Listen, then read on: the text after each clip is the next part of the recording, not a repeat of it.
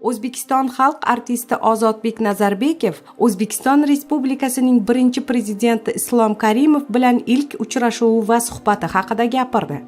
Ozodbek Nazarbekov bundan 10 yil muqaddam birinchi prezidentimiz Islom Karimov qabuliga kirishga muyassar bo'ldim. Yuragimda qandaydir shirin hayajon hukmron edi. Eshitajak har bir so'zim xotiramda bir umrga muhrlanib qolishiga ishonar edim. Yurtboshimiz menga biroz ma'noli nigoh bilan tikilib turdilar-da, o'ychan qiyofada bunday savol berdilar. Ozodbek, sen yaxshi san'atkorsan. Menga bir narsa qiziq. Har gal sahnada qo'shiq kuylaganingda, muxlislaring bilan ko'rishganingda, ularning ko'zlarida nimalarni ko'rasan? Bir muddat jim qoldim.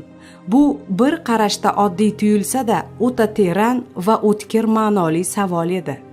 O'shanda savolga bir amallab javob bergan bo'lsam-da, bu haqda keyinchalik chuqurroq mushohada qildim.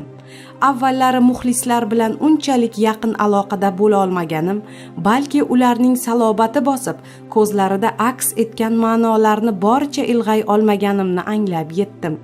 Savolga to'kis javob izlash asnosida muxlislar bilan yanada yaqinroq bo'lish, ularning chin sirdoshiga aylanishga urindim.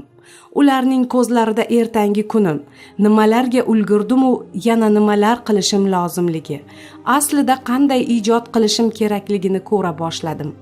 Bu nigohlar meni birdaniga ulg'aytirib qo'ygandek, har mahal to'g'ri yo'lni ko'rsatuvchi shamchiroqlardek edi. Chindan ham oradan bir necha yillar o'tgan bo'lsa-da, har gal muxlislar bilan yuzma-yuz bo'lganimda beixtiyor yurtboshimiz bergan o'sha savol qulog'im ostida jaranglagandek bo'ladi. Muxlislar nigohi va o'sha savol menga tog'dek kuch bag'ishlab olg'a yurishga, ona vatanga butun vujudim bilan xizmat qilishga, yurtimiz madhini balandroq pardalarda, kattaroq sahnalarda, butun dunyoga tarannum etishga undayveradi.